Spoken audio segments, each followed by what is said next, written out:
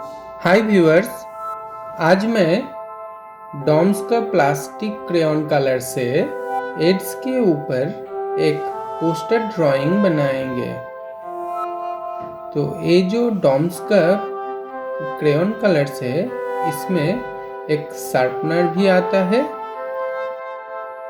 और इसमें 14 शेड्स का कलर आता है।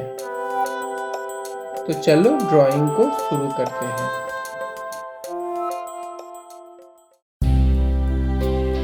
अब एड्स वर्ड में जो लेटर्स है, उन सब लेटर्स को कुछ इस तरीके से ड्राइंग शीट पे लिखना है और इन्हीं लेटर्स से हमारा मेन जो ड्राइंग है एड्स के ऊपर वो बनाएंगे। तो वीडियो को स्किप मत करके पूरा अंत तक देखो अच्छे से, ताकि आपको समझ आए कि कैसे AIDS लेटर्स से एड्स के ऊपर एक सुंदर सा पोस्टर ड्राइंग कर सकते हैं।